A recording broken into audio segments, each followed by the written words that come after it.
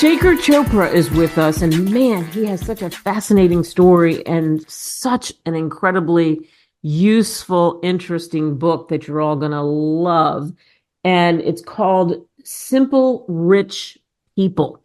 And in this book, there is so many things I think that are revealed. Are you ready to feel rich? It's simple once you know how. And you can get it for a song on Amazon, Barnes and Noble. So he joins us here on Author's Corner with me, Kate Delaney, on America tonight. And thank you so much, Shekhar, for coming on. I really, truly believe this is a book that anyone can pick up and read and find useful. Okay, yeah, thanks for inviting me, Kate, and thanks for being part of this show. Yeah, this book was propagated by my background in business negotiations and procurement. And procurement is it's a field that encompasses the science and art of purchasing goods and services. It's a multidisciplinary field that benefits from economics, psychology, philosophy, marketing, finance, amongst others. And I've worked close to 20 years or so in Fortune 500 companies in various sectors, including consulting, healthcare, semiconductor, software, and build programs to drive cost and operational efficiencies and negotiate large, complex, multi-million-dollar deals, even billion-dollar deals, all with the North Star of fostering a culture of conscious and astute spending practices. And I wanted to, share principles from that and, of my own personal leaning on financial literacy to create this, sort of brief 150-page book called Simple Rich People. So what's also interesting to me, and you told me this off the air, and I want you to tell the listeners about this story. I love the fact that you took a trip back to India, to the village where your 95-year-old grandfather is, and you gave him the first copy of Simple Rich People. What was his response? Yeah, it was it was a very authentic response. I think it's one of those moments that's etched in my heart forever. This book is dedicated to him, and the reason is when I was young boy, 5, 7 years old, he would take me on walks and he would teach me about the value of simple life that only a doting grandfather can, in his own way, in his very authentic way. And when I went to him, I went to visit him. He was just tears, and he was just tears, and he was happy, and it was a very heartwarming experience for the both of us. And it's one of those moments where you really feel the purpose of what you're doing, and you almost get a boon of an additional gratitude and grit. Oh, I love that. I can visualize that. He must have been so incredibly, incredibly proud. Let's talk about the book and we're not going to tell people everything because for goodness sake, they should get this book and they can really dive into it. But let's talk about a few things that are in the book because, again, it's Simple Rich People, but we're talking about dispensing wealth and wisdom for dreamers, thinkers, mavericks, seekers, and strivers. That's right there on the front cover. I love that too. And you understand about deal making. You told us about your background. What will people learn? The core message of Simple Rich People is that simplicity and clear principles are the key to becoming and feeling rich.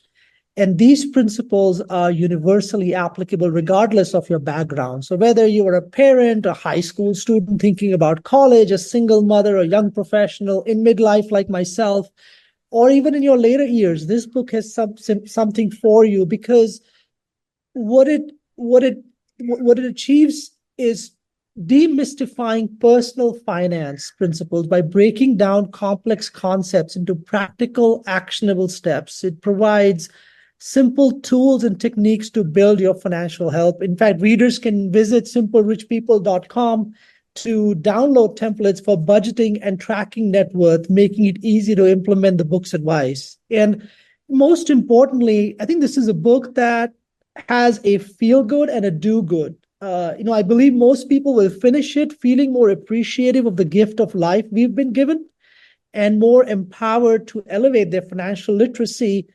And at the end of the day, the objective is to build a self-reliant life and finding joy in the journey towards financial well-being and being able to provide for ourselves and for the ones we love. I love in the book you talk about the journey begins with awareness of the current state, followed by a desire to improve personal behaviors and spending habits.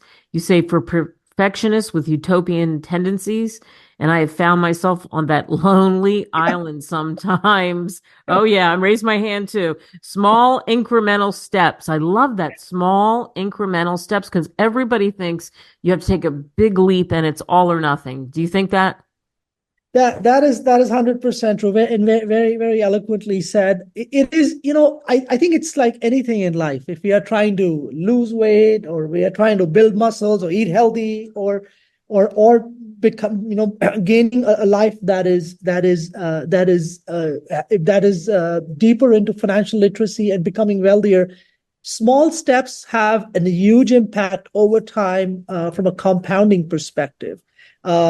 And so I'll give you a small example of this is if somebody around 30 years ago had put in $10,000 in the market, in the stock market, in the S&P 500, which is the index fund of the 500 largest companies, just put it one time, $10,000, that amount would have become $170,000 30 years later.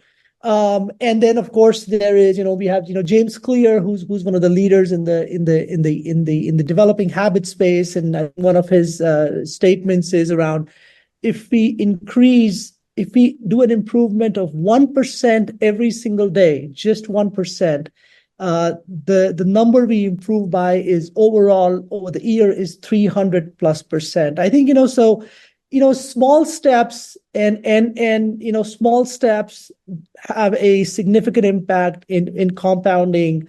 And, folks can start today, by either reading the book or just downloading a template.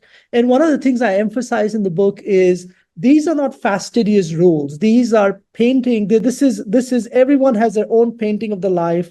And so what I've provided, whether it's templates or part of frameworks in the book, those are all guiding principles, but they are meant to be tinkered with, and people should own it. People should reflect it in their own budget categories. They should have fun with it. Financial empowerment is not boring. It can be it's going to be an exercise in enhancing our own sense of self, and even playing around with what our spending habits are, so we can become who we aspire to be and have fun along the way.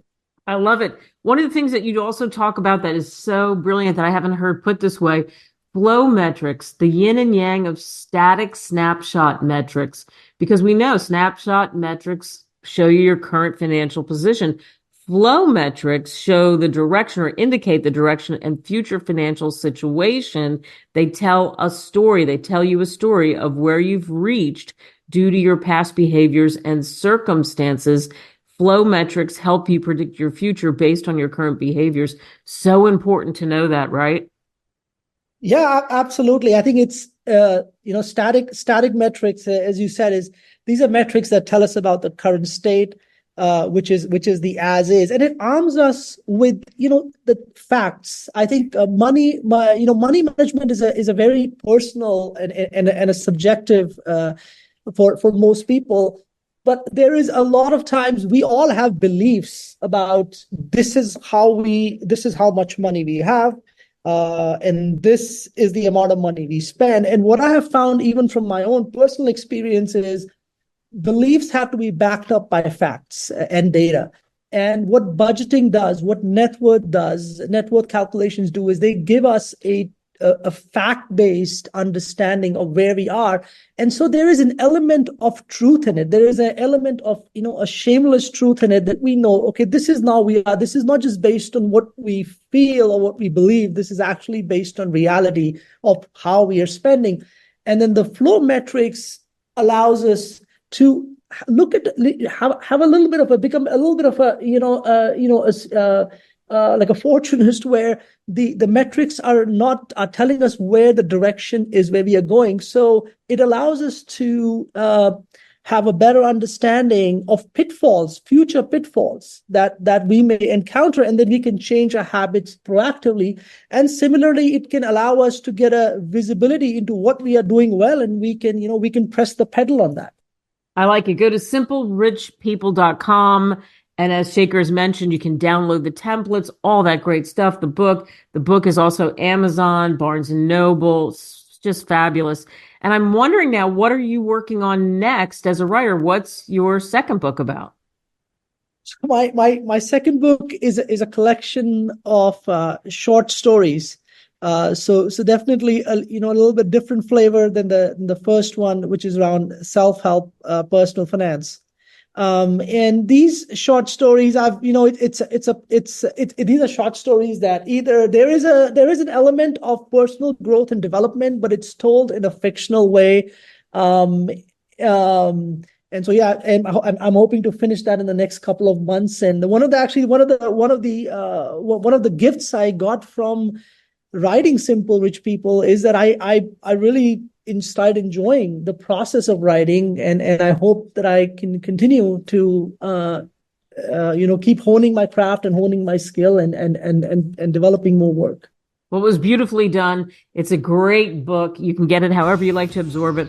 Hardcover, paperback, Kindle, for goodness sake. Simple Rich People, dispensing wealth and wisdom for dreamers, thinkers, mavericks, seekers, and strivers. Shekhar Chopra, thank you so much for coming on. Yep. Yeah, thank you, Kate, for having me.